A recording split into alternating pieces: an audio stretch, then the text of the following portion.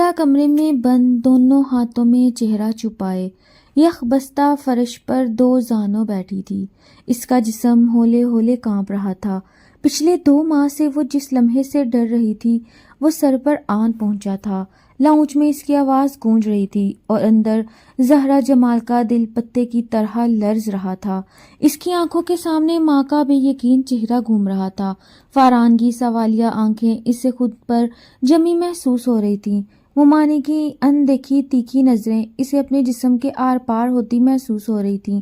اس کے بس میں ہوتا تو باہر موجود شخص کا چہرہ نوچ لیتی جس نے اسے بے پردہ کر دیا تھا، بے عزت کر دیا تھا۔ معاشرے میں اس کے وجود کو مسخ کرنے سے اسے اندھی اور گہری کھائی میں دھکا دینے کے لیے آن پہنچا تھا۔ اس کے جسم میں ایک سنسنی دوڑ رہی تھی۔ پھر اسے اپنے کمرے کے باہر بہت سے قدموں کی آواز آئی۔ زہرا جمال نے آنے والے وقت کے خوف سے آنکھیں بند کر لیں۔ جسم میں لگے زخم تو مندمل ہو جاتے ہیں لیکن روح میں لگنے والے چابکدار الفاظ ہمیشہ کے لیے ناسور بن جاتے ہیں۔ تبھی کان کے پردوں کو چیرتی ہوئی اس کی آواز گونجی، میں اپنی بیوی کو یہاں سے لے جانے آیا ہوں اور دنیا کی کوئی طاقت مجھے روک نہیں سکتی۔ بھاری قدموں کی آواز کمرے کے دروازے پر آ کر خاموش ہو گئی تھی اور پھر دھاڑ سے دروازہ کھول کر وہ اندر داخل ہوا۔ ادھر ادھر نظر دوڑانے کے بعد اس کی نظر ایک کونے میں گٹھری بنی بیٹھی زہرا پر رک گئی۔ وہ چھوٹے چھوٹے قدم لیتا اس کے پاس موجود چیئر پر ٹک گیا۔ زہرا جمال، اپنا سامان پیک کر لیا ہے تم نے؟ میرے پاس وقت بہت کم ہے، اس لیے میں نے تمہیں پہلے ہی کال کر کے بتا دیا تھا کہ چلنے کی تیاری مکمل کر لو۔ اس کی بات پر اس نے جھٹکے سے سر اوپر اٹھایا اور انگلی اٹھا کر اسے وارن کرنا چاہا، لیکن اس سے پہلے ہی اس کی انگلی حازم خان کی 2 انگلیوں کے درمیان میں تھی اور اس کے ایک جھٹکے سے وہ نازک سی انگلی ٹوٹ بھی سکتی تھی۔ اس نے اس پر دباؤ ڈالا تو زہرا جمال کے منہ سے ایک سسکی برآمد ہوئی جس پر وہ نرم پڑ گیا اور گرفت ڈھیلی کر دی۔ زہرا جمال، میرے ساتھ چل رہی ہو تو یہ بھول جاؤ کہ تم اپنی یونیورسٹی کی کوئی مقرر تھی یا اپنی یونی کی میگزین کے ایڈیٹر ہو۔ تم حازم خان کی بیوی ہو اور مجھے عورت کا اونچی آواز میں بولنا پسند نہیں۔ عورت 4 دیواری کے اندر رہ کر جو کرنا چاہے کر سکتی ہے، لیکن 4 دیواری کے تقدس کو پار کرنے کی کوشش اب کبھی نہ کرنا۔ زہرا نے اس کی ڈھیلی گرفت دیکھ کر جھٹکے سے اپنا ہاتھ چھڑایا اور کھڑی ہو گئی۔ میری عزت کو روند کر تمہیں یاد آیا کہ عورت کی عزت 4 دیواری میں ہے؟ تب کیوں نہیں پتا چلا جب دھوکے سے یونیورسٹی سے لے کر گئے تھے؟ کیا تب نہیں جانتے تھے کہ میں کیا ہوں اور کون ہوں؟ جانتا تھا، اس لیے لے کر گیا تھا۔ اس کی بات پر زہرا جمال نے جانچتی نظروں سے اسے دیکھا۔ اس کے دیکھنے پر حازم خان نے اپنی آنکھیں اس کے گرے آنکھوں پر ٹکا دیں جس پر زہرا جمال نے گھبرا کر نظریں نیچی کر لیں۔ تم کیا جانو گی حازم خان کی محبت کو؟ تم تو میری روح میں بسی ہو۔ اس کی بات پر زہرا جمال نے سر جھٹکا۔ جن سے محبت کی جاتی ہے انہیں رسوا نہیں کرتے حازم خان۔ اس بات پر اس نے ایک زوردار قہقہ لگایا۔ محبت میں رسوا نہیں کرتے؟ ہاں، تم ٹھیک کہہ رہی ہو زہرا جمال، محبت میں رسوا نہیں کرتے، لیکن کیا کروں، اس دل میں محبت کی آگ کے ساتھ ایک آگ اور بھی جل رہی ہے، انتقام کی آگ۔ جہاں محبت ہوتی ہے وہاں اور کوئی لامعنی جذبہ نہیں ہوتا، کیونکہ محبت یا تو ہوتی ہے یا پھر بالکل بھی نہیں ہوتی۔ تم اپنا انتقام لو حازم خان، میں تو اپنی موت آپ مر چکی ہوں، اب تو بس ایک لاش ہے جو تمہارے ساتھ گھسیٹ رہی ہوں، مجھے تو تمہارے دھوکے نے مار دیا۔ اس کی بات پر حازم خان کے دل میں ایک درد اٹھا تھا۔ اپنا سامان لو اور باہر آ جاؤ۔ حازم خان، کیا تم مجھے کسی اور راستے سے اس گھر سے نہیں لے جا سکتے؟ زہرا کی بات پر اس کے باہر کی طرف جاتے قدم تھم گئے۔ اس نے مرکز اس کے چہرے پر کچھ تلاشنا چاہا اور وہ کامیاب بھی رہا۔ نہیں، وہ بے حس بن گیا۔ وہ فاران کی نظروں سے بچنا چاہتی تھی، لیکن یہ ظالم شخص جس نے پہلے اس سے اس کی محبت چھینی اور اب اسے اس محبت کے سامنے رسوا کر رہا تھا، اس سے اس شخص سے شدید نفرت محسوس ہوئی۔ اس کی گہری براؤن آنکھیں ابھی بھی زہرا کے چہرے پر جمی تھیں۔ اس نے آگے بڑھ کر اس کا بیگ اٹھایا اور استحقاق سے اس کا ہاتھ تھام کر آگے بڑھ گیا۔ زہرا نے اپنا ہاتھ چھڑانے کی پوری کوشش کی، لیکن اس کی گرفت سخت تھی۔ باہر آ کر اس نے سب پر ایک نظر دوڑائی اور اس کا ہاتھ تھامے بیرونی دروازے کی طرف مڑ گیا۔ زہرا نے بھول کر بھی کسی کی طرف نہیں دیکھا۔ باہر آ کر بلیک سویگ کی فرنٹ سیٹ پر اسے بٹھا کر ٹھاک کی آواز کے ساتھ دروازہ بند کرتے ہوئے وہ ڈرائیونگ سیٹ کی طرف بڑھ گیا۔ اس کی گاڑی آگے بڑھتے ہی اس کے پیچھے کھڑی 2 گارڈز کی جیبیں بھی حرکت میں آئیں۔ हाज़म खान वलद रमीज़ खान, हाकम अली खान का पोता, पाकिस्तान की सियासत का उभरता हुआ सितारा, अपने खानदान का वाहिद चश्मो चराग, नाज़ो नम से पला बड़ा, कुछ बिगड़ा हुआ ऑक्सफोर्ड से सियासियात की डिग्री लेकर लौटा था, थोड़ा मगरूर, लड़कियों से दूर भागने वाला, सियासत के तमाम दाव पेच जानने वाला, अपने मुखालफिन का सर कुचलने वाला, और ये सारी खसूसियात अपने दादा से विरासत में मिली थी इसे। गाड़ी में उभर रही सूसू की आवाज़ पर हाज़म ने झुंझलाकर इसकी तरफ देखा। स्टॉप इट यार, तुम ये अपनी सूसू बंद करो। ज़हरा ने एक शिकायती नज़र अपने बराबर बैठे शख्स पर डाली और रुख मोड़कर दूसरी तरफ बाहर देखने लगी, लेकिन आंसू तवातर से इसके चेहरे को भिगो रहे थे। मुझे ना ये रोती धोती औरतें ना जहर लगती हैं, खुद को मजलूम जाहिर करके लोगों की हमदर्दियाँ बटोरती हैं। इसकी बात पर इसके आंसू इसकी आंखों में ही बर्फ हुए थे। वो कोई सख्त जवाब देना चाहती थी जब हाज़म ने दोबारा बोलना शुरू किया। तुम औरतों की कौन सी इकसाम से ताल्लुक़ रखती हो? इसकी बात पर ज़ोहरा ने अचनब्बा से इससे देखा। क्या मतलब मेरी मम्मा है आज़ाद परिंदा, और मेरी दादी मोहब्बत का पैकर, और मेरी पुप्पो शिकायतों का पटारा, और तुम मुझे लगता है तंज करने में माहिर होगी। या फिर इसने थोड़ी देर का वक्फा लिया, सर से पैर तक इसे गौर से देखा। ज़हरा जमाल ने सवालिया नजरें इस पर जमा दी। फिर क्या? वो रोना धोना भूल चुकी थी। हाज़म इसे चुप करवाने की अपनी सी कोशिश में कामयाब ठहरा था। या फिर वफा का पैकर। और अपने बारे में क्या ख्याल है हाज़म खान? मैं इंतकाम में मोहब्बत पर यकीन रखता हूँ, वो चाहे किसी भी रूप में हो, बीवी हो, महबूबा हो, या फिर माँ ही क्यों ना हो। आखिर में आकर इसका लहजा सर्द हो गया था। मुझे तो तुम एक खामोश समंदर लग रहे हो जिसमें एक खामोश तूफान छुपा है, और जब इस तूफान में सुनामी आता है तो सब कुछ बहा कर ले जाता है। इसकी बात पर हाज़म खान की मुस्कुराहट सिमट गई थी और इसने गाड़ी की रफ्तार हद से सिवा कर दी थी।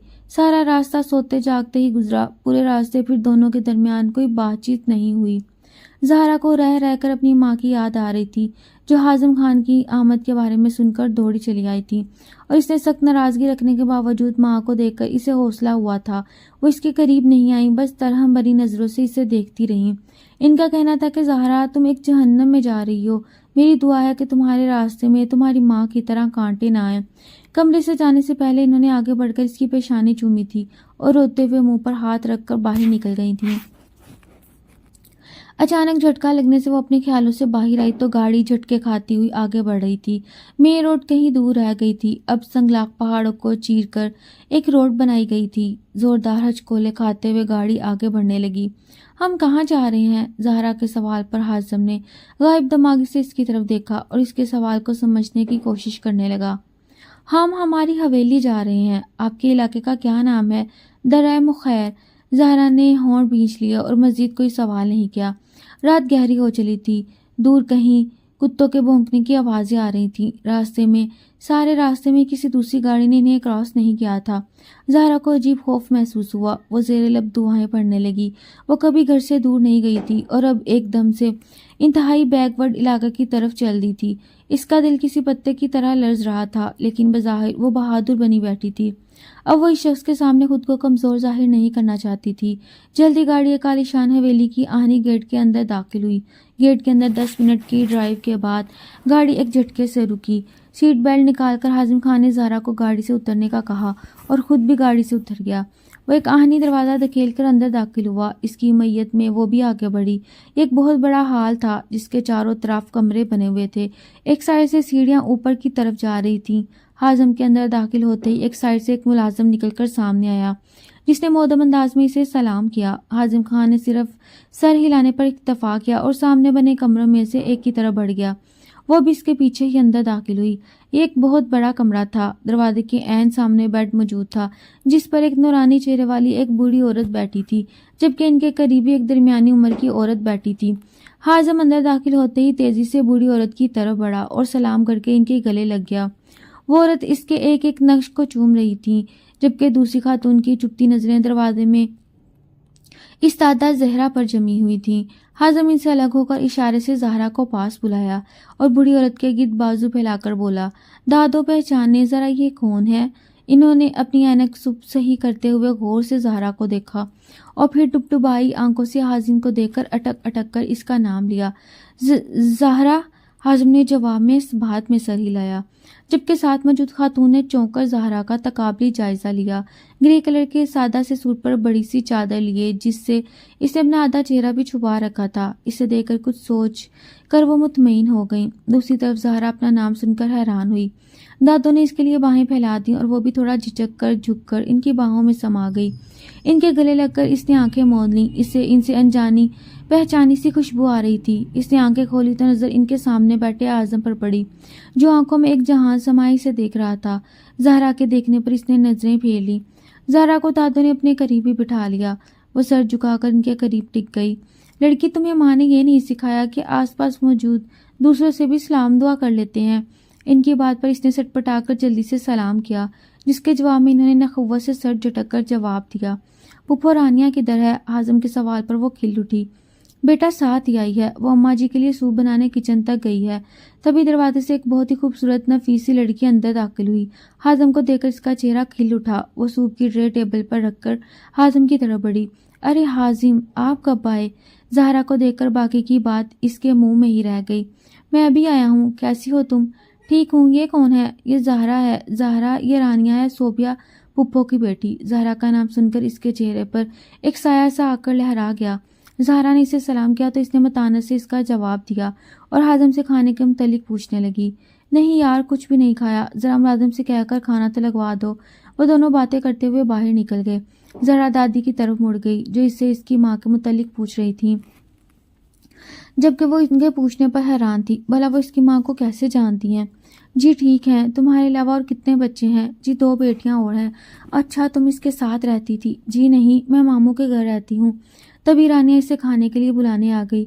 इसे बिल्कुल भी भूख महसूस नहीं हो रही थी, लेकिन वो पुप्पो सोबिया की नज़र से छुपना चाहती थी, इसलिए इसके पीछे चल दी। वो डाइनिंग रूम में दाखिल हुई तो सामने ही वो इसके इंतज़ार में बैठा था। इसके बैठने पर इसने पहले इसकी प्लेट में खाना निकाला और फिर अपनी प्लेट में। रानिया एक्सक्यूज़ करती वहाँ से उठ गई। खाना खामोशी से खाया गया। तभी एक मुलाजमा अंदर दाखिल हुई। साहब, वो लाल दीन पूछ रहा है बीबी का सामान कहाँ रखना है? ऊपर मेरे कमरे में। इसके जवाब पर ज़हरा को पानी पीते हुए जोर का अच्छू लगा। हाजिम ने एक सपाट नज़र ज़हरा पर डाली और मुलाजमा को जाने का कहकर वापस अपनी प्लेट पर झुक गया। ज़हरा का खाने से जी अचाट हो गया। खाना खत्म करके नैपकिन से हाथ साफ करके वो दोनों बाजू टेबल पर टकाकर ज़हरा की तरफ मुड़ा। बोलो, क्या कहना चाह रही हो? वो जो इससे बात करने के लिए अल्फाज ढूंढ रही थी, इसके सवाल पर हैरान रह गई। वो मैं इसने थूक निकला। आप मेरा सामान दादों के कमरे में रखवा दें, मैं इनके साथ रह लूँगी। और कुछ तेज़ी से अगला सवाल आया था। शादी मुझसे किया या दादों से? पर बीवी शादी के बाद, हर बीवी शादी के बाद अपने शोहर के साथ ही कमरा शेयर करती है। आगे तुम समझदार हो, मज़ीद एक्सप्लेन करने की ज़रूरत नहीं है। वो अपनी बात मुकम्मल करके चला गया। ज़हरा खाना खाने के बाद सर थामे वहीं बैठी रही। मुलाजमा बर्तन उठाए आई तो वो भी बाहर निकल आई। बाहर आकर इसे समझ नहीं आई कि वो कौन से वाले कमरे में गई थी। तभी एक दरवाजे से सोबिया, पुप्पो और रानिया बाहर निकली। ज़हरा को सामने देखकर रानिया इसकी तरफ बढ़ी। अरे तुम यहाँ क्यों खड़ी हो? नहीं, बस वैसे ही। अच्छा, तुम मेरे साथ आ जाओ मेरे कमरे में। इसकी बात को ज़हरा ने गनीमत जाना और उसके साथ कदम बढ़ाए थे। तभी दादों के कमरे से हाजिम बाहर निकला। इसे देखकर वो ठिठक कर रुक गई। इसे समझ नहीं आ रहा था कि रुके या आगे बढ़ जाए। ज़हरा आ जाओ ना, रानिया की पुकार पर वो इसकी तरफ बढ़ी। तभी वो बोल उठा, अरे रानिया, ये तुम मेरी बीवी को लेकर कहाँ जा रही हो? हाजिम की बात पर रानिया की रंगत मुतगय्यर हुई। मैं इसे अपने कमरे में सोने की आफिर कर रही थी। क्यों? ये तुम्हारे कमरे में क्यों जाएगी? ये इसके शोहर का घर है और गालिबन मेरा कमरा भी मौजूद है इसी घर में। हाजिम की बात पर सीढ़ियों से ऊपर जाती पुप्पो तेजी से मुड़ी थी। हाजिम, तुम दोनों की अभी रुखसती नहीं हुई। पुप्पो, मैं आज इसे इसकी माँ से रुखसत करवा कर यहीं लाया हूँ। इसकी बात पर वो तिल मिला कर रह गई। हाजिम, मेरा मतलब है आगा जान को तो पहले बता दो ना कि तुम इसे ले आए हो। पुप्पो, मैं आगा जान के हुक्म पर ही इसे लेकर आया हूँ। देखो हाजिम, ऐसे अच्छा नहीं लगता। लोग क्या कहेंगे? क्या कहेंगे बेटा? लोग कहेंगे हाजिम खान की रातों रात बीवी भी आ गई और बेटा वलीमा हो जाए तो फिर इसे तुम्हारे कमरे में शिफ्ट कर दिया जाएगा। पुप्पो, लोग क्या कहेंगे कि इसकी तो मुझे कोई फिक्र नहीं है। दूसरी बात, वलीमे वाली तो ठीक है, वलीमे के बाद मैं इसे अपने कमरे से बेदखल थोड़ा ही कर दूंगा। अब वो इसकी बातों से जिद हो गई और गुस्से से आगे बढ़ गई। रानिया भी इन दोनों की बहस को खत्म होते देखकर आगे बढ़ गई, जबकि ज़हरा किसी मुजरिम की तरह सर झुकाए खड़ी रही। हाजिम ने इसके झुके सर पर एक नज़र डाली और इसका हाथ थाम कर सीढ़ियों की तरफ बढ़ गया। سب سے اوپر والی سیڑھی پر کھڑی رانیہ نے یہ منظر دیکھ کر کرب سے آنکھیں میچ لیں۔ کمرے میں داخل ہوتے ہی حازم اس کا ہاتھ چھوڑ دیا اور وارڈروب سے اپنے کپڑے لے کر واش روم میں گھس گیا۔ زہرا کی نظر کونے میں پڑے اپنے بیگز پر پڑی تو اس نے آگے بڑھ کر بیگ میں سے ایک سادہ سا سوٹ نکالا اور ڈریسنگ روم میں چلی گئی۔ وہ چینج کر کے لوٹی تو وہ تولیے سے اپنے بال خشک کرتا ہوا وارڈروب کی طرف بڑھ گیا۔ وارڈروب میں کافی دیر سے کچھ ادھر ادھر کرنے کے بعد وہ زہرا کی طرف مڑا۔ زہرا، یہ سائڈ میں تمہارے لیے خالی کر دی ہے، تم اپنے کپڑے یہاں رکھ لینا۔ اس کی بات پر اس نے اس بات میں سر ہلایا۔ وہ بیڈ کے کونے پر ٹک گئی۔ بیڈ کی دوسری سائڈ پہ بیٹھتے ہوئے حازم نے ایک پیکٹ اس کی طرف بڑھایا۔ یہ تمہارا ویڈنگ گفٹ ہے۔ زہرا نے آگے نہیں بڑھایا تو حازم نے پیکٹ اس کے قریب بیڈ پر ہی رکھ دیا۔ یہ پہن لینا، صبح تم سے اس بارے میں پوچھا جائے گا۔ اس کی طرف کوئی جواب نہ پا کر وہ بلینکٹ اپنے اوپر ڈال کر لیٹ گیا۔ زہرا نے دونوں بازو گھٹنوں پر رکھ کر بازو سر پر گرا دیا۔ وہ جانتا تھا وہ رو رہی ہے، اسے اس کے رونے سے تکلیف ہو رہی تھی۔ ساری رات اگر وہ روتی رہی تھی تو وہ بھی سو نہیں سکا تھا۔ نماز کے وقت جا کر کہیں وہ سوئی تو حازم نے اس کی طرف کروٹ لی اور بلینکٹ اس پر ڈال کر خود بھی سو گیا۔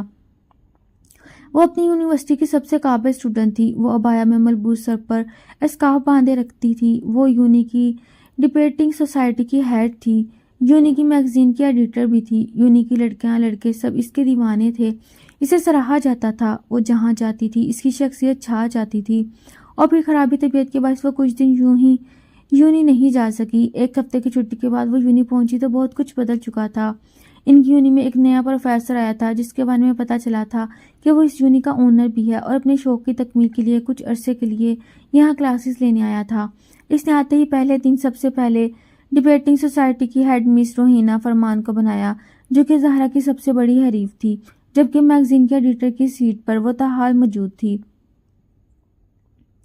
زہرا کو اس سب سے کچھ خاص فرق نہیں پڑا، لیکن روہینہ فرمان اپنی اس نئی پوزیشن پر بہت خوش تھی۔ زہرا کا سامنا ابھی اپنے نئے پروفیسر سے نہیں ہوا تھا، لیکن یونیورسٹی کی ہر لڑکی اس کی دیوانی ہو چکی تھی۔ آج کا دن زہرا کے لیے بہت ہنگامہ خیز تھا۔ ایک تو صبح اس کی آنکھ لیٹ کھلی تھی، پھر ناشتہ بناتے ہوئے پراٹھا چل گیا اور مامی کی بہت ساری باتیں سننے کے بعد وہ ناشتہ کیے بغیر ہی یونی چلی آئی۔ اتفاق سے آج اس کی پہلی کلاس بھی پروفیسر حازم خان کی تھی۔ زہرا صرف 5 منٹ لیٹ تھی، لیکن اس شخص نے اسے کلاس میں داخل ہونے نہیں دیا۔ وہ بھی پاؤں پٹکتی چلی آئی۔ باہر آ کر گراؤنڈ کے قدرے خاموشی گوشی میں کتابیں پھینک کر بیٹھ گئی۔ وہ اپنے نوٹس اور کتابیں لے کر وہیں بیٹھ گئی، قلم منہ میں دبائے وہ اپنی ہی سوچوں میں گم تھی جب اسے بھوک محسوس ہوئی اور اسے یاد آیا کہ وہ آج گھر سے بھوکے پیٹ ہی نکلی تھی۔ وہ اٹھ کر کینٹین کی طرف چل دی۔ چاٹ اور گول گپے کی ٹرے لے کر جو ہی وہ مڑی تھی تبھی فرحان نکل کر اس کے سامنے آ گیا۔ زہرا نے اسے تیکھی نظروں سے دیکھا۔ کیا ہے؟ وہ تم نے ناشتہ نہیں کیا تھا آج؟ تو میں نے سوچا آج تمہارے لنچ کی پیمنٹ میں کر دیتا ہوں۔ کس خوشی میں؟ بس ویسے ہی، کوئی ضرورت نہیں، اپنے کام سے کام رکھو۔ اس کی 2 ٹک انداز پر وہ کندھے اچکا کر خاموش ہو گیا۔ لاؤ میں پکڑ لوں۔ اس نے ٹرے کی طرف ہاتھ بڑھائے تھے۔ شکریہ، میں اپنا کام خود کرنے کی عادی ہوں، زہرا نے اب کی بار آرام سے جواب دیا۔ میں جانتا ہوں، میں تو بس تمہارے ساتھ چلنا چاہتا تھا۔ بلیک پیلس ہے، سب بھی آ جا رہے ہیں میرے آگے پیچھے، برابر میں، تم بھی چل لو۔ پبلک پیلس ہے، سب بھی آ جا رہے ہیں میرے آگے پیچھے، برابر میں، تم بھی چل لو۔ اس نے بے نیازی سے کندھے اچکائے۔ فرحان نے جھلا کر اسے جاتے دیکھا تھا۔ وہ ایک بہت ہی پر اعتماد لڑکی تھی۔ وہ فرحان سے پورے 2 سال بڑی تھی۔ یونی میں وہ اس کا جونیئر تھا۔ وہ جانتی تھی وہ اس کے لیے خاص جذبات رکھتا ہے، لیکن وہ اس کی حوصلہ افزائی نہیں کرنا چاہتی تھی۔ وہ ماموں کے گھر میں اپنی حیثیت بھی جانتی تھی اور اپنی حدود بھی۔ گھر میں وہ ممانی کے ڈر سے کم ہی بات کرتا تھا، لیکن یونی میں گاہے بگاہے وہ اس کے آگے پیچھے گھومتا رہتا تھا۔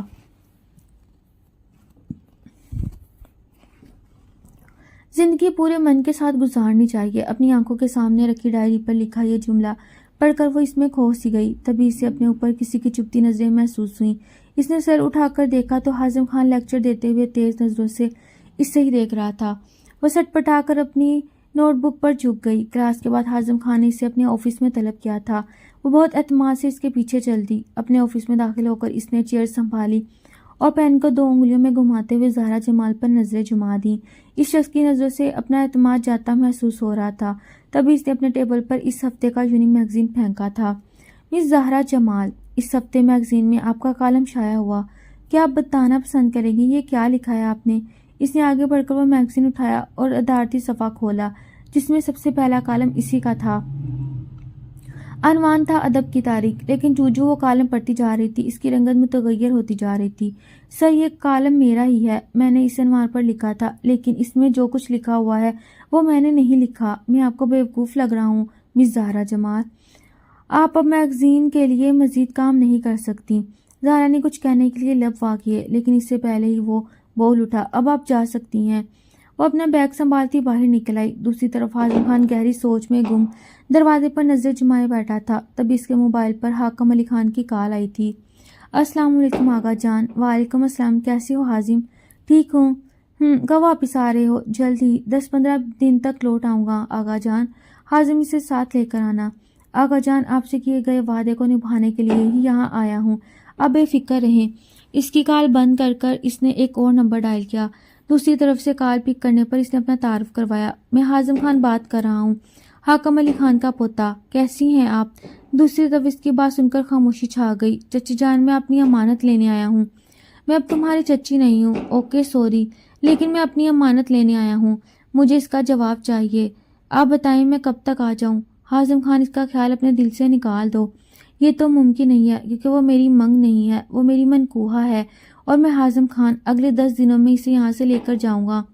حازم دیکھو، غور سے میری بات سنو، میں اس کی شادی اپنے بھتیجے سے کرنا چاہتی ہوں، اور وہ بھی ایسا ہی چاہتی ہے۔ ان کی آخری بات پر اس نے مٹھیاں بھینچ لیں اور اس نے غصے میں موبائل سامنے دیوار پر دے مارا۔ تم میرے نکاح میں ہوتے ہوئے کیسے کسی اور کے خواب دیکھ سکتی ہو؟ میں تمہاری آنکھیں نکال دوں گا۔ اس کے دماغ کی رگیں تن گئی تھیں، اس کا فشار خون بلند ہوا تھا۔ سارا راستہ سوتے جاگتے ہی گزرا، پورے راستے پھر دونوں کے درمیان کوئی بات چیت نہیں ہوئی تھی۔ زہرا کو رہ رہ کر اپنی ماں کی یاد آ رہی تھی، جو حازم خان کی آمد کے بارے میں سن کر دوڑی چلی آئی تھیں، اور اس نے سخت ناراضگی رکھنے کے باوجود ماں کو دیکھ کر اسے حوصلہ ہوا تھا۔ وہ اس کے قریب نہیں آئی، بس ترہم بری نظروں سے اسے دیکھتی رہیں۔ ان کا کہنا تھا کہ زہرا تم ایک جہنم میں جا رہی ہو، میری دعا ہے تمہارے راستے میں تمہاری ماں کی طرح کانٹے نہ آئیں۔ کمرے سے جانے سے پہلے انہوں نے آگے بڑھ کر اس کی پیشانی چومی تھی اور روتے ہوئے منہ پر ہاتھ رکھ کر باہر نکل گئی تھیں۔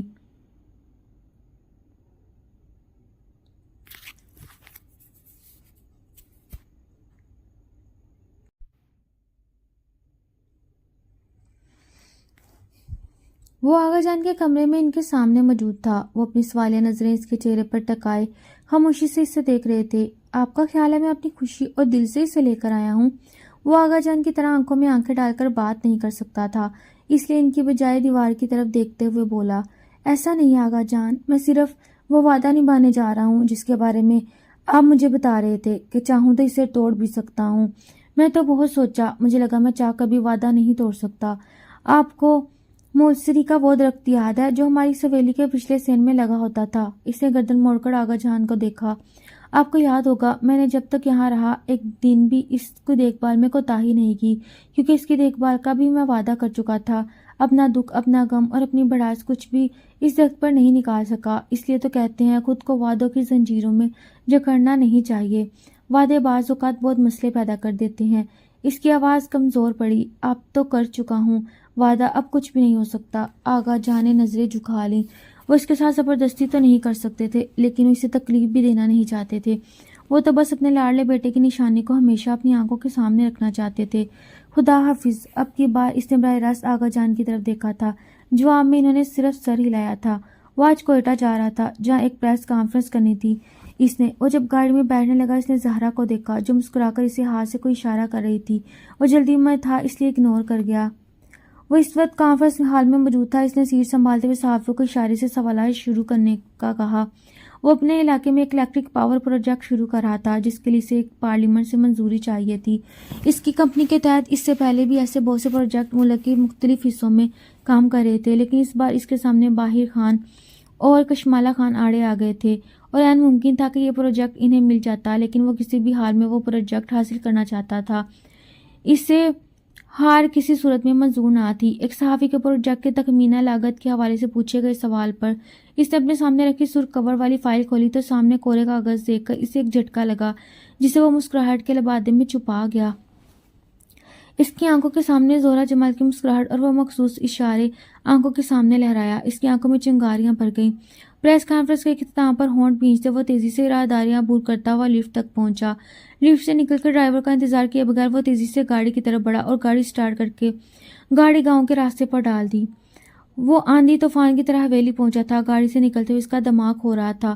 وہ مین ڈور سے اندر داخل ہوا تو رانیہ سے ٹکراتے ٹکراتے بچا۔ اس سے پاس سے گزر کر وہ تیزی سے سیڑھیوں کی طرف بڑھا۔ اس نے ایک زوردار ٹانگ مار کر دروازہ کھولا، لیکن خالی کمرہ دیکھ کر اس کا پارا مزید ہائی ہوا۔ وہ فائل اور کوٹ بیڈ پر پھینک کر واپس نیچے آیا۔ رانیہ سے زہرا کی بابت پوچھا، جس نے اسے بتایا کہ وہ دادو کے کمرے میں ہے۔ وہ تھوڑی دیر خاموش ہو کر کچھ سوچنے لگا، پھر وہ ایڑیوں کے بل مڑا تھا۔ رانیہ، تم زہرا کو وہاں سے کمرے میں بھیج سکتی ہو، اسے میرے آنے کے بارے میں نہیں بتانا۔ دراصل صبح سے اسے دیکھا نہیں، تو پلیز تم اسے کسی بہانے سے کمرے میں بھیج دو۔ رانیہ نے حیرانگی سے اس بات میں سر ہلایا اور دادو کے کمرے کی جانب بڑھ گئی۔ ہاشم خان مطمئن سا اپنے کمرے کی طرف بڑھ گیا۔ اسے زیادہ انتظار نہیں کرنا پڑا۔ ٹھیک 10 منٹ کے بعد اسے کمرے کے قریب چاپ سنائی دی۔ وہ اگلے ہی پل وہ کمرے کے اندر تھی۔ زہرا دروازے کے پیچھے کھڑے ہاشم خان کو نہیں دیکھ سکی۔ وہ جلدی سے ڈریسنگ کی طرف بڑھی اور اس کے آگے سے ایک پرفیوم لے کر جوں ہی سیدھی ہوئی، اسے شیشے کے عکس میں بالکل اپنے پیچھے ہاشم خان کھڑا نظر آیا۔ ایک پل کے لیے اس کی سانس رک گئی۔ اچھا، تو یہ تم ہو جس نے مجھے دھوکے سے کمرے میں بلایا؟ تبھی میں کہوں رانیہ تو تمہارے کمرے سے تمہارا پرفیوم خود بھی تو لے سکتی ہے، پھر مجھے کہنے کی کیا ضرورت ہے؟ وہ بہت اعتماد سے بولتی ہوئی پلٹی۔ ہاشم خان بگڑے تیور سے گور رہا تھا۔ اسے آگے بڑھ کر زہرا کو چٹکیا سے پکڑ کر ایک جھٹکا دیا۔ زہرا جمال، تم نے بہت بڑا کھیل کھیلا ہے، اب میری باری۔ اگلے ہی لمحے ایک ہلکی سی آواز کے ساتھ زہرا جمال کی آنکھیں پھٹی کی پھٹی رہ گئیں۔ اس کی لمبی چوٹی ہاشم خان کے ہاتھوں میں تھی۔ اس نے اپنے سر پر ہاتھ پھیرا تو وہاں کندھوں سے نیچے چوٹی موجود ہی نہیں تھی۔ اس کی آنکھوں سے آنسو نکل آئے۔ وہ ہاشم خان کو مارنے کے لیے اس کی طرف بڑھی۔ زہرا بے دھیانی میں تیزی سے اس کی طرف بڑھی اور پاؤں میں رکھے اسٹول سے الجھی۔ خود کو گرنے سے بچانے کے لیے اس نے ہاشم خان کو پکڑا۔ وہ اس ناگہانی کے لیے تیار نہیں تھا۔ اس کے پکڑنے سے دونوں ہی ایک ساتھ نیچے گرے۔ زہرا جمال کا سر زور سے فرش سے ٹکرایا، جبکہ ہاشم خان کے اوپر گرا ہوا تھا۔ زہرا جمال کو اپنے سر کے نیچے کچھ نرم سا احساس ہوا۔ جتنا زور سے وہ گری تھی ویسا اس سے درد محسوس نہیں ہو رہا تھا۔ ہاشم خان نے نیچے گرتے ہوئے اپنا ہاتھ اس کے سر کے نیچے رکھ لیا تھا۔ ہاشم تو ایک دم سے ہی اٹھ کر کھڑا ہوا، جبکہ زہرا بیٹھ کر اپنی کونیاں سہلانے لگی اور پھر اسے اپنا بالوں کی یاد آئی اور ٹوٹ کر کتنے ہی آنسو پلکوں کی باہر توڑ کر گالوں میں پھسل آئے۔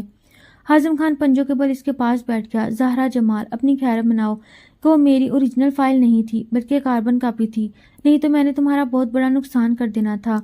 میرے ساتھ ایسی دشمنی دوبارہ نبھانے کے بارے میں سوچنا بھی نہیں تو اگلی بار میں تمہاری آنکھیں نکال کر تمہارے ہاتھ پر رکھ دوں گا۔ زہرا نے نادانستہ طور پر جلدی سے اپنی دائیں آنکھ کو چھوا۔ ہاشم خان نے وہ مشکل اپنی مسکراہٹ روکی اور زہرا جمال ہاتھ جاڑتی اٹھ کھڑی ہوئی۔ ہاشم خان، میں نے تمہیں وارن کیا تھا، اور ویسے بھی جو تم میرے ساتھ کر چکے ہو وہ کافی ہے۔ مجھے مزید ڈرانے کی کوشش نہیں کرنا۔ میں ڈرا نہیں رہا زہرا جمال، میں صرف تمہیں انفارم کر رہا ہوں۔ ہاشم خان کی انتہائی سنجیدہ انداز پر وہ خاموش ہو گئی۔ میں نے زندگی کو سمجھنے کی کوشش کی اور پھر خود ہی الجھتی گئی۔ میں ایک صفحہ پڑھتی ہوں تو کسی گھنے درخت کی طرح اس کی آگے سے بہت سی شاخیں ہوتی ہیں۔ ایسے محسوس ہوتی ہیں کہ ہم ایسی جگہ پر کھڑے ہیں جس کے چاروں اور راستے جا رہے ہیں اور ہمیں ایک راستے کا انتخاب کرنا ہے۔ تو پھر کہا جائے یہ ایک نہایت ہی مشکل سوال ہے۔ اس کی زندگی میں بھی راستے تو بہت تھے، لیکن انہیں اختیار کرنے کا فیصلہ اس کے پاس نہیں تھا۔ پہلے تو پھر اس کے پاس چوائس تھی، لیکن اب تو بالکل بھی نہیں رہی۔ پہلے وہ خود اذیتی کا شکار تھی تو اب بھی وہی کر رہی تھی۔ اگر چاہتی تو ہاشم خان کی طرف پیش قدمی کرتی، وہ اسے کبھی بھی نہ دھتکارتا، لیکن انا آڑے آ جاتی ہے۔ بھلا وہ لڑکی ہو کر کیسے خود سے آگے بڑھے؟ اس کا دماغ الجھا ہوا تھا، پر مثبت سوچ کے آگے آ کر کہیں منفی باتیں بھی ساتھ کھڑی نظر آتی ہیں۔ تبھی دروازے پر دستک کی آواز پر وہ اپنے خیالوں سے باہر آئی۔ سامنے ہی ملازمہ کھڑی تھی۔ بی بی جی، آپ کو بڑے صاحب بلا رہے ہیں۔ وہ ملازمہ کے پیچھے چل پڑی۔ سیڑھیاں اتر کر وہ مین ڈور سے باہر نکل کر بائیں طرف مڑی، پھر ایک اور دروازہ کھول کر وہ اندر داخل ہوئی تو سامنے ایک بڑا ہال تھا۔ ہال کی ایک سائڈ سے لکڑی کی سیڑھیاں اوپر جا رہی تھی۔ سیڑھیوں کے عین سامنے موجود دروازے کی طرف اشارہ کر کے ملازمہ مڑ گئی۔ اس نے ڈرتے ہوئے لکڑی کے نقش و نگار سے بنے خوبصورت دروازے کے ہینڈل پر ہاتھ رکھا تو وہ کھلتا چلا گیا۔ یہ ایک بہت بڑا کمرہ تھا جسے شاید ڈرائنگ روم کے لیے استعمال کیا جاتا۔ ایک سائڈ پہ رکھے آرام دہ صوفے پر ایک نہایت روبدہ شخصیت کے مالک 70-80 سال کے بزرگ موجود تھے۔ زہرا نے بلند آواز میں سلام کیا تو وہ اپنی جگہ سے اٹھ کھڑے ہوئے، آگے بڑھ کر اس سے گلے لگایا اور اس کے سر کا بوسہ لیا۔ زہرا جمال نے الگ ہوتے ہوئے اس بڑے شخص کی طرف دیکھا تو ان کے آنسو ان کی داڑھی میں جذب ہو رہے تھے۔ وہ ان سے الگ ہوتے ہوئے مڑی تو سامنے ہی ایک درمیانی عمر کا آدمی بیٹھا تھا۔ اسے ان کی شکل میں ہاشم خان کی مماثلت نظر آئی۔ وہ بھی اپنی جگہ سے کھڑے ہوئے اور اس کے سر پر اپنا ہاتھ رکھا اور اسے اپنے برابر بٹھایا۔ وہ ناسمجھی سے ان کی سنجیدہ چہرے دیکھنے لگی۔ بیٹا کیسی ہو تم؟ یہاں آ کر کیسا لگا؟ جی ٹھیک ہوں، اچھے گزر رہے ہیں دن بھی۔ بیٹا تم اپنے بارے میں کچھ بتاؤ۔ جی۔ وہ تھوڑی دیر کچھ سوچنے لگی۔ میرے والد صاحب جب میں 1 سال کی تھی تو ان کی ڈیتھ ہو گئی تھی۔ پھر میری والدہ نے مجھے لے کر میرے ننیال آ گئیں اور پھر جب میں 5 سال کی تھی تو میری والدہ کی دوسری شادی ہو گئی۔ ان کی شادی اپنے کزن فرمان علی سے ہوئی تھی۔ وہ میری والدہ سے محبت کرتے تھے۔ فرمان علی کی یہ پہلی شادی تھی۔ میری والدہ نے ان سے شادی کے لیے یہ شرط رکھی تھی کہ وہ مجھے اپنے ساتھ رکھیں گی۔ فرمان علی کو ان کی اس شرط پر کوئی اعتراض نہیں تھا۔ لیکن ایک دن وہ بریک کے وقت میرے اسکول چلے آئے اور پھر مجھے بتایا کہ میں اپنی ماں کی خوشیوں میں رکاوٹ ہوں، اس لیے میں خود ان کے ساتھ چلنے سے انکار کر دوں۔ اور پھر میں نے انکار کر دیا اور میری ماں شادی کر کے اپنے گھر چلی گئی۔ تھوڑا عرصہ مجھے یاد کرتی رہی اور پھر اپنی دوسری بیٹیوں کی پیدائش کے بعد مجھے بھول گئی اور پھر میری نانوں کے گھر رہنے لگی۔ میں بہت سکون سے رہ رہی تھی کہ آپ کا پوتا میری زندگی میں کسی لٹیرے کی طرح آیا اور مجھے یہاں اس زندان میں لے آیا۔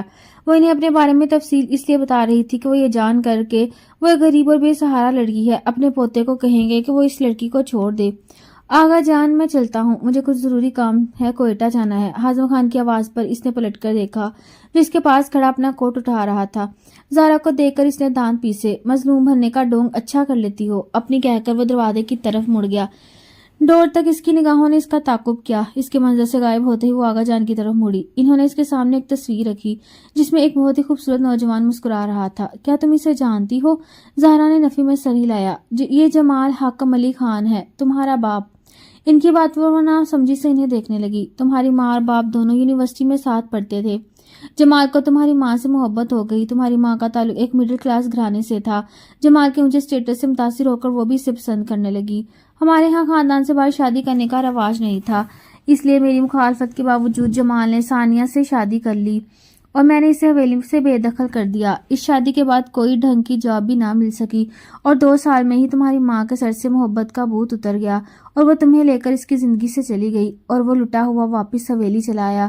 وہ تمہاری یاد میں بہت تڑپتا تھا، اس لیے جب تم 3 سال کی تھی تو رمیز تمہیں تمہاری ماں سے چھین کر حویلی لے آیا۔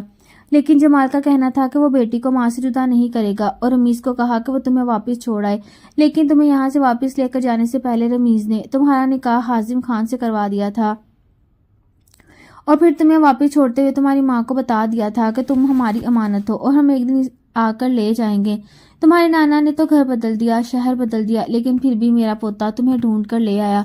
ان کی باتیں سنتی زہرا جمال کو تو لگتا تھا کسی نے اس کے پاؤں کے نیچے سے زمین ہی کھینچ لی ہو۔ وہ ہونک بن ان کا چہرہ دیکھنے لگی اور پھر ایک جھٹکے سے وہاں سے اٹھ کر آ گئی۔ وہ تو خود کو مظلوم سمجھتی تھی، لیکن یہ نہیں جانتی تھی کہ اس کی زندگی میں ایک ہی یہی جھوٹ ہے، لکیر کی فقیر۔ جو ماں نے بتا دیا بس اس پہ یقین کر لیا۔ کبھی پلٹ کر ماں کو اتنا نہ پوچھا کہ میرے باپ کی کوئی تصویر تو ہوگی، وہی دکھا دیں۔ اس نے اپنے موٹے دماغ پر کبھی اتنا زور ڈالا ہی نہیں۔ آج کی رات اس پر بہت بھاری تھی، اسے لگ رہا تھا اس کی زندگی ایک مذاق ہے، لیکن آج پہلی بار اس نے آنسو نہیں بہائے تھے۔ وہ سن ہوتے دماغ کے ساتھ بس یہ سب قبول کرنے کی کوشش کر رہی تھی کہ آیا جو کچھ اب اسے بتایا جا رہا ہے کیا وہ سچ ہے۔ صبح کی اذان کے ساتھ اس نے بستر چھوڑا اور خوشی خضوع کے ساتھ وضو کرنے لگی۔ اس بچپن کے مولوی صاحب کی کہی بات اس کے دماغ میں گونجنے لگی۔ اللہ رب العزت جو چیزیں سب سے پہلے دنیا سے اٹھائے گا، ان میں سے ایک عبادتوں میں خوشی خضوع بھی ہے، اور وہ آج بہت عرصے کے بعد رب کے ہاں سر مسجود تھی، اپنی کوتاہیوں، خامیوں اور رب سے کیے گئے شکووں کی معافی مانگ رہی تھی۔ اسے سمجھ آ گئی تھی کہ وہ رب ہماری تقدیر میں جو لکھتا ہے وہ بہتر نہیں بہترین ہوتا ہے، انسان تو بس راستے ڈھونڈتا رہ جاتا ہے اور رب تعالیٰ منزل پر پہنچا دیتا ہے۔ بس اس نے یہ سیکھا کہ جو رب کی رضا وہی بندے کی رضا ہونی چاہیے۔ ہم اس کے سامنے اپنی چاہتے رکھتے رہتے ہیں، یہ جانے بغیر کہ وہ ہمارے لیے صحیح ہے یا غلط، جبکہ ہمارا رب ہماری کوتاہیوں کے بعد بھی ہمیں اپنی رحمت کا کاملہ سے نوازتا ہے۔ اس نے خود کو وقت کے دھارے پر چھوڑ دیا۔ وہ 8 بجے کے قریب ناشتے کے لیے نیچے آئی تو ڈائننگ روم میں بہت سی آوازیں آ رہی تھیں۔ وہ اندر داخل ہوئی تو باتیں کرتے سب لوگ خاموش ہو گئے۔ آغا جان، رمیز، سایہ، پھپھو، رانی اور ہاضم کے ساتھ ایک بہت ہی گریسفل سی خاتون موجود تھی، سر پر دوپٹہ جمائے، ایک کندھے پر چادر ڈالے۔ ان کی نظر زہرا پر رک گئی۔ یہ کون ہے؟ یہ زہرا ہے۔ رمیز خان کے جواب پر رومینا خان ایک شکایتی نظر بیٹے پر ڈالی اور زہرا سے منہ پھیر کر آغا جان کی طرف مڑی۔ آغا جان، یہ لڑکی یہاں کیوں آئی ہے؟ آغا جان نے غصے سے ہاتھ سے چمچ پلیٹ پر پٹکا۔ کیونکہ یہ اس گھر کی بیٹی ہے۔ تمہیں کوئی اعتراض ہے؟ وہ اپنی روبتدار آواز میں بولے۔ رومینہ خان نے نفی میں سر ہلایا اور کھانا چھوڑ کر اٹھ گئی۔ زہرا کے پاس سے گزرتے ہوئے ایک تیز نظر اس پر ڈالی اور باہر نکل گئی۔ زہرا حازم خان کے برابر والی چیئر پر بیٹھی تو وہ سب سے ایکسکیوز کرتا ہوا اٹھ گیا۔ کمرہ میں ایک سکوت چھایا ہوا تھا۔ حازم خان سر جھکائے بیٹھا تھا جبکہ رومینہ خاتون غضب و غضب کی تصویر بنی ہوئی تھی۔ مجھے بہت افسوس ہے حازم خان کہ میں نے تم جیسے بیٹے کو جنم دیا جس نے مجھ سے اتنی بڑی بات چھپائی اور تم اس لڑکی کو ڈھونڈ کر اس گھر میں لے آئے ہو۔ جانتے ہو نا اس کی ماں نے کیا کیا تھا؟ ماں جانتا ہوں، اور اب اس ماں کی بیٹی کو حساب دینا پڑے گا۔ میری ماں اور ماسی کے ایک ایک آنسو کا حساب لوں گا۔ آپ فکر نہ کریں، میں کچھ سوچ کر اسے اس گھر میں لایا ہوں، بس آپ ٹینس مت ہوں۔ ان کی باتیں سن کر وہ کچھ مطمئن ہو گئی تھی۔ کمرے میں لیپ ٹاپ کی ٹک ٹک گونج رہی تھی۔ زہرا جمال نے اپنی طرف سے اس خاموشی کو توڑنے کی کوشش کی۔ آپ کسی کو ایڈمائر کرتے ہیں؟ حازم خان کی تیزی سے چلتی انگلیاں ایک پل کے لیے رکی تھی۔ اس نے ایک ابرو اٹھا کر زہرا جمال کے چہرے پر ایک تیز نظر ڈالی۔ Nicolas Tesla? وہ کون ہے؟ اپنے وقت سے 1 صدی پہلے جنم لینے والا انسانیت کا محسن، AC کرنٹ کا موجد۔ آپ کو وہ کیوں پسند ہے؟ حازم خان نے لیپ ٹاپ بند کر کے ایک سائڈ پر رکھ دیا۔ تم کیوں پوچھ رہی ہو؟ ویسے ہی جنرل نالج کے لیے۔ اچھا، اس نے اچھا کو لمبا کھینچا۔ جنرل نالج کتابیں پڑھنے سے امپروو ہوتا ہے، دوسروں کی پسند جاننے سے نہیں۔ وہ پھر سے لیپ ٹاپ اٹھا چکا تھا اور پہلی بار زہرا جمال کے دل میں اس شخص کے لیے تھوڑی سی جگہ بنی تھی، اور آگے اس دل اسے کہاں لے کر جانے والا تھا یہ تو وقت ہی بتائے گا۔ وہ فریش ہو کر باہر نکلا تو سامنے ہی بیڈ پر اس کے کپڑے پڑے تھے۔ وہ چلتا ہوا بیڈ کے پاس آیا، ہینگر اٹھا کر الٹ پلٹ کر کپڑوں کو دیکھا۔ دروازے کی آواز پر اس نے مڑ کر دیکھا تو ٹرے میں ناشتے لیے وہ چلی آئی۔ حازم دیکھنے پر اس نے مسکرا کر اسے دیکھا اور ٹرے ٹیبل پر رکھ کر پلٹی تو وہ ویسے ہی کھڑا اسے گھور رہا تھا۔ یہ سب کیا ہے؟ اس نے ٹرے اور کپڑوں کی طرف اشارہ کرتے ہوئے کہا۔ یہ ناشتہ ہے اور یہ آپ کے کپڑے ہیں۔ ریلی؟ تھینک یو میری معلومات میں اضافہ کرنے کے لیے۔ مینشن نوٹ، اس نے بھی ڈھیٹ بن کر جواب دیا۔ حازم نے اس کے نکالے گئے کپڑے واپس وارڈ روم میں رکھے اور ایک اور اسی کلر کا ڈریس لے کر ڈریسنگ روم میں گھس گیا۔ تھوڑی دیر کے بعد وہ واپس آیا تو زہرا ناشتہ ٹیبل پر لگائے اس کا انتظار کر رہی تھی۔ وہ سر جھٹکتا ہوا ڈریسنگ کے آگے کھڑا ہو گیا۔ اپنے اوپر پرفیوم کا بے دریغ چھڑکاؤ کرنے کے بعد وہ مڑا تو زہرا بیزاری سے منہ لٹکائے بیٹھی تھی۔ تمہیں پتہ ہونا چاہیے کہ ہمارے گھر میں سب لوگ ساتھ ناشتہ کرتے ہیں۔ جی یہ بات بتانے کی ضرورت نہیں، میں جانتی ہوں، لیکن اس وقت سب لوگ سو رہے ہیں، اس لیے میں آپ کے لیے ناشتہ یہاں لے آئی ہوں۔ بلیک کلر کی 3 پیس سوٹ میں ملبوس حازم خان نے آنکھیں چھوٹی کر کے زہرا جمال کو دیکھا۔ اب کون سا کھیل کھیل رہی ہو؟ بس آج سے میری طرف سے سیز فائر کی پابندی کی جائے گی، آپ اپنا سوچ لیں۔ اور یہ انقلاب کیسا ہوا؟ بس جب سے مجھے پتا چلا کہ آپ بچپن سے ہی میرے نام پر بیٹھے ہیں تب سے۔ اس کی بات حازم خان کو ہضم نہیں ہوئی۔ ہیلو میڈم، میں آپ کے لیے نام پر نہیں، آپ میرے نام پر بیٹھی تھی۔ خیر اب ایسا بھی نہیں، کیونکہ مجھے تو یہاں آنے سے پہلے پتا ہی نہیں تھا کہ میرا کوئی بچپن میں نکاح بھی ہو چکا۔ وہ حازم خان کو لاجواب کر گئی تھی۔ اپنی زبان کو قابو میں رکھو۔ حازم اپنی خفت مٹانے کے لیے اس پر غصہ ہوا۔ اوکے، اس نے باقاعدہ ہونٹوں پر انگلی رکھ دی۔ اس کا ہر انداز حازم خان کو تاؤ دلا رہا تھا۔ وہ سر جھٹک کر دروازے کی طرف مڑا جب وہ تیزی سے بھاگتی اس کے سامنے آ کر کھڑی ہو گئی۔ اب ناشتہ تو کر لیں۔ زہرا جمال، لگتا ہے تمہیں عزت راس نہیں آئی۔ اس کا جملہ زہرا کو تپانے کے لیے کافی تھا۔ میں جانتا ہوں کہ میرے گھر والے کب سوتے اور جاگتے ہیں، یہ تمہیں بتانے کی ضرورت نہیں۔ میری ماں کو نیچے دکھانے کے لیے تم یہ ناشتہ لے کر یہاں آئی ہو تاکہ انہیں بتا سکو کہ میں وہی کروں گا جو تم چاہو گی۔ اس کے الزام پر زہرا گنگ رہ گئی۔ آپ کے دماغ میں تو بہت ہی فطور بھرا ہوا ہے حازم خان۔ ہاں میں نے چاچو کو دیکھا، ان کے آخری وقت میں بھی میں ان کے پاس تھا، کیسے وہ تمہارے لیے سسک اور تڑپ رہے تھے۔ مجھے اس دن محبت نام سے نفرت ہو گئی، اور تم سے اور تمہاری ماں سے بھی۔ تم دونوں بے انتہا نفرت کرتا ہوں۔ اس کی آواز میں ایک فنکار تھی۔ لیکن آپ تو مجھ سے محبت کے دعوے دار تھے۔ وہ صرف ایک فریب تھا، تمہیں وہاں سے نکال کر یہاں اس حویلی میں لے کر آنا تھا۔ آغا جان کی خواہش کے احترام میں تمہیں لے کر آیا ہوں۔ حد تک عزت سے زہرا کا رنگ سرخ پڑ گیا۔ وہ اس کے منہ پر دروازہ مارتا ہوا باہر نکل گیا۔ اس نے اپنی آنکھ سے نکلنے والے آنسو کو بے دردی سے رگڑ ڈالا اور اپنی ہتھیلی میں کچھ تلاشنے لگی۔ میں اپنی قسمت بدلنے چلی تھی، لیکن نہیں، بعض لوگوں کی بڑی قسمت ان کا پیچھا کبھی نہیں چھوڑتی، اور وہ انہی لوگوں میں سے ایک تھی۔ اس کی ماں نے محبت کو ٹھکرایا تھا اور اسے محبت ٹھکرا رہی تھی، لیکن وہ پرعزم تھی کہ وہ اپنی قسمت کو بدلے گی۔ وہ اپنی ماں والی غلطی کبھی نہیں دہرائے گی۔ وہ اس پتھر شخص کے دل میں اپنے لیے جگہ بنا لے گی۔ حازم خان کہاں جا رہے ہو؟ وہ تیزی سے سیڑھیاں اتر رہا تھا جب رومینہ بیگم کی آواز پر رک گیا۔ ماں شہر جا رہا ہوں کسی کام سے۔ آپ کو کوئی کام ہے؟ جی بیٹا، وہ بابا جان کی کال آئی تھی، وہ چاہتے ہیں ہم زہرا کو لے کر ان کے ہاں آئیں۔ ہاں ٹھیک ہے، کل چلتے ہیں، میں رات کو واپس آ جاؤں گا۔ ٹھیک ہے بیٹا، ناشتہ تو کر لو۔ نہیں ماں، ناشتے کا دل نہیں کر رہا، چلتا ہوں۔ اس کے جانے کے بعد وہ پلٹی تو سامنے سے ہی زہرا ٹرے لیے چلی آ رہی تھی۔ رومینہ بیگم کے ہونٹوں پر طنزیہ مسکراہٹ رینگی، جیسے زہرا نظر انداز کرتی ہوئی سیڑھیوں کی طرف مڑی جب وہ اچانک سے سامنے آ گئی۔ لگتا ہے میرے بیٹے نے تمہیں تمہاری اوقات دکھا دیا۔ کس کے لیے ناشتہ لے کر گئی تھی؟ ان کی بات پر تل ملا کر رہ گئی اور پھر بہت اعتماد سے پلٹی۔ وہ دراصل حازم چاہتے تھے کہ ہم آج ناشتہ اکٹھے ہی کریں، اس لیے میں نے ناشتہ کمرے میں ہی لے گئی تھی۔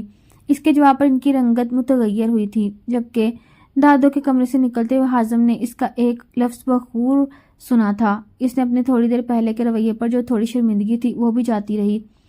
زہرا اس بات سے بے خبر اپنی کامیابی پر خوش تھی۔ اے لڑکی، ایک بات یاد رکھنا، میں اپنے بیٹے کی دوسری شادی کرواؤں گی، اور وہ بھی اس کی پسند کی لڑکی سے۔ وہ اپنے ماموں کی بیٹی ادینہ کو بچپن سے پسند کرتا ہے، اور میں ان دونوں کی شادی کرواؤں گی۔ پورے گاؤں کے سامنے ان دونوں کی شادی ہوگی، کسی لاوارث کی طرح رات کے اندھیرے میں ان کی زندگی میں نقب نہیں لگائے گی۔ زہرا کے دل پر درد کی ایک ہوک اٹھی تھی، لیکن جب وہ بولی تو اس کا لہجہ ہموار تھا۔ شوق سے کیجیے گا، لیکن پہلی بیوی کا اعزاز میرے پاس ہی رہے گا، وہ دوسری عورت ہی کہلائے گی۔ ٹھیک ہے، پھر تیار رہنا، کل ہم لوگ بڑی حویلی جا رہے ہیں۔ تمہیں بھی تو پتا چلے کہ میرا حازم تمہاری طرح کسی مڈل کلاس دولت کی بھوکی عورت کا بیٹا نہیں، بلکہ ایک کہیں ایکڑ زمین کی مالک ماں کا بیٹا ہے۔ اس نے ان کی بات کا جواب دینا ضروری نہیں سمجھا اور دکھتے دل کے ساتھ آگے بڑھ گئی۔ وہ رات کی بجائے صبح 10 بجے کے قریب حویلی پہنچا تو ماں کو گاڑی کے پاس انتظار کرتے پایا۔ حازم، تم رات کو واپس نہیں آئے؟ نہیں ماں، کچھ کام تھا، اس لیے صبح سویرے ہی نکلا ہوں۔ اچھا چلو ٹھیک ہے، پھر تم آرام کر لو۔ نہیں ماں، چلتے ہیں، میں ادھر ہی چل کر آرام کر لوں گا۔ وہ آرام سے انہیں گاڑی کی فرنٹ سیٹ پر بٹھایا اور خود بھی ڈرائیونگ کی سیٹ سنبھالی۔ سیٹ بیلٹ بند کرتے ہوئے اس نے ماں کی کسی بات پر مسکرا کر انہیں دیکھا تو ان کی نظروں کا ارتکاز اپنے پیچھے محسوس کر کے اس نے پیچھے مڑ کر دیکھا تو اس سے لگا وہ پتھر کا ہو جائے گا۔ گرین کلر کی قمیض شلوار پر ہم رنگ دوپٹہ سر پر جمائے، کندھے پر ایک سائیڈ پہ بلیک اونی چادر ڈھالے، ہلکے پھلکے میک اپ میں وہ غضب ڈھا رہی تھی۔ پاس پہنچ کر اس نے دونوں کو یک زبان سلام کیا اور بیک سیٹ پر بیٹھ گئی۔ حازم نے فرنٹ مرر اس پر سیٹ کیا اور گاڑی آگے بڑھا دی۔ جب وہ مکمل طور پر حازم کو نظر انداز کرتے ہوئے باہر دیکھ رہی تھی، حازم کی نظریں بھٹک بھٹک کر اس کے سراپے سے الجھ رہی تھیں۔ رومینہ بیگم کو اپنے ارد گرد خطرے کی گھنٹیاں بجتی محسوس ہو رہی تھیں۔ وہ اپنے بیٹے کی پسند سے اچھی طرح سے واقف تھی اور زہرا اس وقت مکمل طور پر اس کی پسند کے سراپے میں ڈھلی ہوئی تھی۔ زہرا جمال بس ایک بات جان گئی تھی کہ حازم خان اپنی ماں کو بہت پسند کرتا ہے، اور زہرا کے لیے اتنا جاننا کافی تھا۔ 1 گھنٹے کی مسافت کے بعد وہ ایک نہایت ہی خوبصورت گاؤں میں داخل ہوئے۔ گاؤں میں بنے گھروں کو دیکھ کر گاؤں کے لوگ کے خوشحال ہونے کا منہ بولتا ثبوت تھا۔ اکثر جگہ پر لوگ اس وقت کھیتوں میں کام کرتے نظر آ رہے تھے۔ حازم خان کی گاڑی گاؤں کی حدود میں داخل ہوئی تو لوگ ٹھہر ٹھہر کر اسے ہاتھ کے اشارے سے سلام کر رہے تھے۔ وہ بڑی متانت سے جواباً سر ہلا کر جواب دے رہا تھا۔ 1-2 جگہ پر اس نے گاڑی روک کر کچھ بزرگوں سے سلام دعا بھی کی اور ان کا حال احوال پوچھنے کے بعد گاڑی حویلی کی طرف موڑ دی۔ حویلی کے وسیع و عریض عمارت گاؤں میں داخل ہوتے ہی نظر آ گئی۔ اس کی گاڑی کو دیکھ کر حویلی کے داخلی دروازے پر کھڑے گارڈ نے مؤدب ہو کر گیٹ وا کیا۔ گاڑی رکتے ہی ایک مسلح گارڈ نے آگے بڑھ کر باری باری تینوں کے لیے گاڑی کے ڈور وا کیے۔ زہرا حازم خان والی سائڈ سے ہی اتری اور اس کے برابر کھڑے ہو کر رومینہ خاتون کے اترنے کا انتظار کرنے لگی۔ زہرا کو قریب کھڑے دیکھ کر حازم خان کی ماں کی طرف مڑ گیا اور گاڑی سے اترنے میں ان کی مدد کرنے لگا۔ وہ لوگ جب اندر داخل ہوئے تو سامنے ہی حازم کے نانا نانی، ماموں اور ممانی موجود تھے۔ زہرا جیسا سوچ کر آئی تھی وہاں ویسا کچھ بھی نہیں تھا۔ وہ سب بہت اچھے سے زہرا سے ملے۔ حازم کا اپنی ممانی کو پھپھو کہنے پر زہرا حیرانگی سے دونوں کے منہ دیکھنے لگی۔ یہ ہماری پھپھو ہیں، حازم نے زہرا کی طرف جھک کر اس کی سرگوشی میں بتایا، جس کے جواب میں زہرا نے اس بات میں سر ہلایا۔ تب زہرا کو سمجھ آئی کہ تبھی وہ زہرا کو بار بار گلے لگا رہی تھی۔ انہوں نے اس کے ایک ایک نقش کو چوما تھا اور یہ بات زہرا کے لیے حیرانگی کا باعث تھی۔ زہرا نے محسوس کیا کہ رومینہ بیگم کو ان کے ساتھ بھی کچھ خاص بنتی نہیں تھی۔ وہ زہرا اور انہیں ساتھ بیٹھا دیکھ کر نخوت سے منہ موڑ گئی تھیں۔ اماں جی، ادینہ کدھر ہے؟ رومینہ بیگم نے بھتیجی کے بارے میں استفسار کیا۔ ارے بیٹا، اس کی ابھی صبح نہیں ہوئی، کتنی بار جا کر سیما اسے جگا چکی ہے، لیکن وہ تو اپنی مرضی سے ہی اٹھے گی۔ اس وقت سیڑھیوں سے چوڑیوں اور پائے کی چھنکار سنائی دی۔ پنک کلر کی میکسی میں ملبوس گولڈن بال جو کہ پشت پر بکھیرے وہ چھم چھم چلتی نیچے آئی تھی اور رومینہ بیگم کو دیکھ کر پھپھو کو کہہ کر چیختی ہوئی ان کے گلے لگی۔ حازم خان کو دیکھ کر اس کی آنکھوں میں ایک الگ ہی چمک تھی۔ وہ آگے بڑھ کر ان کے پہلو میں ٹک گئی اور ایک ہی سانس میں ان سے کہیں ایک سوال کر ڈالے۔ سیما بیگم نے اسے ٹوکا اور زہرا کی طرف متوجہ کیا۔ بیٹا، بہن سے ملو، یہ تمہارے جمال ماموں کی بیٹی ہے، زہرا جمال۔ اس نے سر سے پاؤں تک زہرا کا جائزہ لیا اور ہلکی سی آواز میں سلام کر کے واپس حازم کی طرف مڑ گئی۔ زہرا کو اپنے آس پاس گھنٹیاں سی بجتی محسوس ہو رہی تھیں۔ اس سے لگ رہا تھا وہ اس معصوم حسن سے حازم خان کو نہیں بچا پائے گی۔ हाजिम खान की नजर ज़हरा के चेहरे के उतार चढ़ाव का जायजा ले रही थी। जहाँ इसे एक वहशत नजर आ रही थी, वो कुछ भी नहीं सुन रहा था कि अदीना इसे क्या कह रही है। इसे बस इतना नजर आ रहा था कि ज़हरा इस वक्त इसे ठीक नहीं लग रही। इसकी रंगत सफ़ेद पड़ रही थी। इसने देखा वो सांस लेने के लिए सीने पर हाथ रख रही है। तभी वो पास बैठी अदीना और माँ को नजरअंदाज करता हुआ ज़हरा की तरफ बढ़ा और उसे सहारा देकर सीमा पुप्पो के हमरा कमरे में ले गया। इसके बेड के साथ सहारे से बिठाकर इसने इसके बैग में से इनहेलर निकालकर इसके मुंह के साथ लगाया। थोड़ी देर के बाद जाकर इसका सांस बहाल हुआ तो वो भी वापस अपने खोल में बंद हो गया और रात भर जागते रहने की वजह से वो पुप्पो को बताकर अपने लिए मुख्तस कमरे में आराम की घर से जाकर लेट गया। नींद इसकी आंखों से कोसों दूर थी। माँ इसे दूसरी शादी के लिए मजबूर कर रही थी, जबकि इसके दिल ने सिर्फ ज़हरा जमाल को चाहा था और वो किसी और के बारे में सोच भी नहीं सकता था। इसने बचपन से ही आगा जान, बाबा, दादी जान, सीमा, पुप्पो सब ने इसे बस एक ही नाम याद रखने को कहा और वो थी ज़हरा जमाल।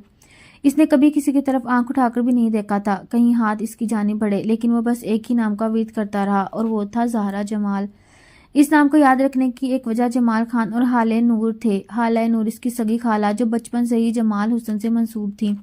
बहुत ही खूबसूरत और मासूम सी हाले नूर, बाकीज़गी का पैकर, माँ बाप की सबसे लाडली बेटी और सबसे बदकिस्मत भी, जिसने जमाल हसन को अपना सब कुछ मान लिया। लेकिन जमाल हसन को नज़र तो कहीं और ठहर गई थी। हालाए नूर जिसने बचपन से बस एक ही नाम सुना जमाल हसन का, वो जमाल हसन की शादी का सुनकर नीम पागल सी हो गई और फिर दिन ब दिन इनकी हालत बिगड़ती ही गई। अब भी जब कभी वो होश में होती हैं तो लगता ही नहीं कि वो दिमागी तौर पर किसी मसले का शिकार हैं, लेकिन जब कभी इन्हें तन्हाई के दौरे पड़ते हैं तो फिर वो किसी को माफ़ नहीं करती, किसी जान लेने से भी गुरेज नहीं करती। हाजिम खान को ज़हरा जमाल के नाम से नफरत भी महसूस होती थी। वो जमाल हुसैन की मौत और हाले नूर की हालत का जिम्मेदार ज़हरा की माँ को समझता था। इसकी माँ ने इसे बार बार ये बात बावर करवाई थी कि अगर कभी तुम ज़हरा जमाल को ढूंढकर इस हवेली में ले भी आओ तो कभी इसे एक बीवी के हकूक नहीं दोगे। मैं चाहती हूँ इसकी माँ भी तड़पे ऐसे ही जैसे मेरी बहन तड़पी है। हाजिम, तुम्हें अपनी हाले नूर का बदला लेना है। वो इसे ले तो आया अपना बदला लेने के लिए, लेकिन वो इसकी ज़रा सी तकलीफ भी नहीं देख सकता था। वो तड़प उठता था इसकी तकलीफ पे। वो इसके आसपास होती है तो हाजिम खान की सारी तवज्जो इसी की जानिब लगी रहती है। वो बज़ाहिर बेपरवाह नजर आता है, लेकिन दर हकीकत इसकी तमाम तवज्जो इसी पर होती है। आगा जान ने एक बार इसके बारे में कहा था कि हाजिम जिस चीज़ को सबसे ज़्यादा इग्नोर करता है, असल में सबसे ज़्यादा दिलचस्पी इसे इसी चीज़ में होती है। सब कुछ सोचते ना जाने कभी इसकी आंख लगी, दोबारा किसी की चीख सुनकर इसकी आंख खुली थी। कमरे में अंधेरा होने की वजह से वो समझ नहीं सका कि वो कहाँ है और फिर इसे एक बार चीखने की आवाज़ आई और फिर कोई मुसलसल चीखता ही चला गया। ज़हरा सारा दिन सीमा पुप्पो से बातें करती रही, फिर दोनों ने मिलकर खाना लगाया। गाहे बगाहे वो टीवी के आगे बैठी रुमीना बेगम और अदीना पर भी नज़र डाल लेती थी, जिनकी बातें ख़त्म ही नहीं हो रही थी। खाना बहुत अच्छे माहौल में खाया गया। रुमीना बेगम ने मना कर दिया कि हाजिम को डिस्टर्ब ना किया जाए, वो सारी रात का जागा हुआ है। रुमीना बेगम का वापस जाने का कोई प्रोग्राम नहीं लग रहा था। शाम के वक्त सब लोग कमरों में सोने चले गए। वो काफ़ी देर टीवी के आगे बैठी रही, फिर बोर होकर वो हवेली को देखने के लिए उठ गई। नीचे सारे कमरे देखने के बाद वो ऊपर वाले पोर्शन की तरफ बढ़ी और ऊपर का पोर्शन नीचे से भी ज़्यादा खूबसूरत था। मगरिब होने की वजह से जगह जगह पर लगाए गए फानूस रोशन हो चुके थे, जो कि इस हवेली को एक ख्वाबनाक सा बना रहे थे। वो चलती जा रही थी जब इसे थोड़े फासले पर पिलर की ओर में कोई हियोला नजर आया और इसकी हल्की सी चीख निकल गई। इस तरफ अंधेरा होने की वजह से वो ठीक से देख नहीं सकी और फिर अगले पल इसे वो हियोला अपनी जानिब आता दिखाई दिया। इसने वहां से भागने की कोशिश की, लेकिन इसे लग रहा था जैसे जमीन ने इसके पांव जकड़ लिए हों। हियोले को अपने करीब आता देखकर वो आंखें बंद करके दो हाथों में चेहरा छुपाकर चीखने लगी। थोड़ी देर के बाद इसने खुद को किसी के हिसाब में पाया। इसने आंखें खोली तो वो हाजिम खान के सीने से लगी थी और इसके सामने कोई भी नहीं था। वो जल्दी से हाजिम खान से अलग हुई, वो भी इसके दरमियान फासला बना गया। क्या हुआ है, क्यों चीख रही हो? हाजिम ने तशवीश से पूछा। मैंने अभी वहाँ पिलर के पीछे किसी को देखा, वो कोई चीज़ हाथ में लिए मेरी तरफ बढ़ा था। हाजिम ने एक लंबी सांस भरी और आगे बढ़ गया। ज़हरा ने पीछे से इसकी शर्ट पकड़ ली। हाजिम ने मुड़कर आंखें दिखाते हुए सवालिया अंदाज में देखा। आगे मत जाएं, वहाँ कुछ है। इसने एक घूरी इस पर डाली और आगे बढ़ गया। पिलर के पीछे देखकर इसने गहरी सांस ली, जहाँ सफ़ेद कपड़ों में मलबूस उजड़े बिखरे बाल शानों में फैलाए आंखें बंद किए हालाए नूर खड़ी थी। हाजिम की आंखों में एक करब आकर ठहर गया। इसने आगे बढ़कर इन्हें अपने सार में ले लिया। मासी, आप यहाँ क्या कर रही हैं? इसकी आवाज़ पर झट से आंखें खोली, आंखों में शनासाई की चमक उभरी और इसके हाथ पकड़कर बारी बारी दोनों हाथों पर अपने लब रख दिए।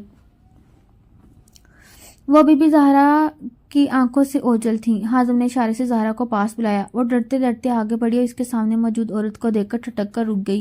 ये मेरी मासी है, मासी, ये मेरी बीवी है, आपकी बहू।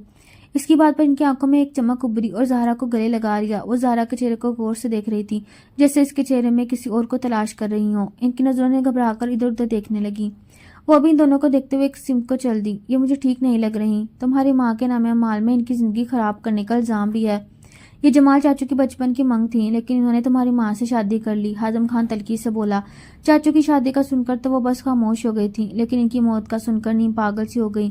میری ماں کی تمہیں ناپسند کرنے کی وجوہات میں سے ایک سب سے بڑی وجہ ہے وہ ساتھ چلتے چلتے رک گیا تھا۔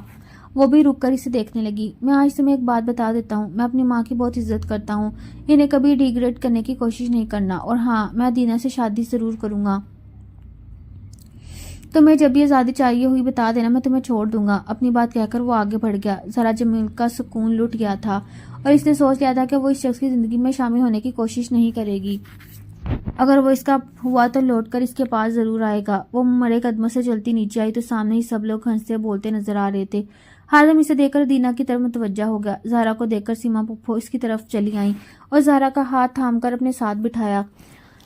یاور بیٹا، اس سے ملو، یہ ہے تمہارے جمال ماموں کی بیٹی اور ہاضم کی وائف زہرا جمال۔ یاور کی آنکھیں زہرا پر ٹک سی گئیں۔ وہ یکٹک اسے دیکھنے لگا۔ اسے اپنی آنکھوں پر یقین نہیں آ رہا تھا۔ جو پچھلے 2 ماہ سے جسے ڈھونڈ رہا تھا وہ اس کے گھر پہ موجود تھی، اور وہ اسلام آباد میں اس کے پیچھے مارا مارا پھر رہا تھا۔ اس کا تعارف سن کر وہ اپنی جگہ پر سن رہ گیا۔ اس نے گردن موڑ کر ہاضم کی طرف دیکھا۔ اسے اپنے کانوں پر یقین نہیں آ رہا تھا۔ جس نے پچھلے 3 سال میں کسی کو جس کی طرف نظر اٹھانے کی اجازت نہیں دی تھی، وہ آج کسی کی بیوی کے روپ میں اس کے سامنے موجود تھی، جبکہ زہرا جمال بھی اسے پہچان چکی تھی۔ زہرا نے اس کی نظروں کے ارتکاز کو توڑنے کے لیے سلام کرنے میں پہل کی۔ وعلیکم السلام کہہ کر وہ اپنے دادا کی طرف مڑ گیا، جبکہ سیما پھپھو نے بیٹے کے چہرے سے بہت کچھ اخذ کر لیا تھا۔ انہوں نے مڑ کر زہرا کو دیکھا، جو یاور کو دیکھنے سے اعتراض برت رہی تھی، جبکہ یاور کے اندر تو ایک طوفان برپا تھا۔ زہرا جمال اس کی پہلی نظر کی محبت تھی۔ وہ ہاضم سے ایکسکیوز کرتا وہاں اٹھ کر اپنے کمرے میں آ گیا۔ فریش ہو کر وہ آئینے کے آگے کھڑا ہوا تو اسے اپنے دائیں گال پر کچھ دیکھنے لگا، جہاں کوئی نشان نظر نہیں آ رہا تھا، لیکن وہ لمس آج بھی اسے محسوس ہوتا تھا۔ وہ یونیورسٹی میں زہرا جمال کا سینئر تھا۔ ہمیشہ کی طرح اپنے جونیئرز کو بیوقوف بنانے میں وہ لوگ آگے آگے ہوتے۔ اس سال بھی وہ لوگ فریشرز کی ریگنگ کرنے میں پیش تھے۔ یاور اور اس کے دوستوں میں شرط لگی تھی کہ آج یونی کے گیٹ میں داخل ہونے والی پہلی لڑکی کا اس نے ہاتھ پکڑ کر پرپوز کرنا ہے۔ جو ہی ایک لڑکی ان سب کو آتی دکھائی دی تو انہوں نے یاور کو جانے کو کہا۔ سگریٹ کا آخری کش لے کر سگریٹ ایک سائڈ پہ پھینکتے ہوئے وہ سب کو انگوٹھے سے اوکے کا سائن بناتے ہوئے آگے بڑھا۔ لڑکی کے پاس پہنچ کر اس نے نظر اوپر اٹھائی تو پلٹنا ہی بھول گیا۔ بڑی سی چادر رکھے سینے کے ساتھ کتابیں لگائے وہ ڈری سہمی سی لڑکی اسے اپنا آسان ہدف لگی۔ اس نے اپنے کوٹ کے اندرونی پاکٹ میں رکھی گلاب کی آدھ کھلی کلی نکال کر اس لڑکی کے سامنے کی۔ لڑکی نے غصیلی نظروں سے اسے دیکھا اور جانے کے لیے قدم بڑھائے۔ تبھی یاور ہمایوں نے اس کا ہاتھ تھام لیا۔ وہ ایک جھٹکے سے مڑی اور 5 کی 5 انگلیاں یاور ہمایوں کے گال پر اپنے چھاپ دکھا دیے۔ ہنس کر اس کا حوصلہ بڑھاتے اس کے دوستوں کی ہنسی تھم گئی۔ وہ لوگ اپنی جگہ پر کھڑے ہو گئے اور یاور ہمایوں اپنے گال پر ہاتھ رکھے اس لڑکی کو جاتے دیکھ رہا تھا۔ اس کے دوست جلدی سے اس کی طرف بڑھے اور اس کے چہرے پر مسکراہٹ دیکھ کر وہ حیران ہوئے اور پھر کھلکھلا کر ہنس دیے۔ یاور ہمایوں کو لگتا ہے اس پتھر دل میں سوراخ ہو گیا۔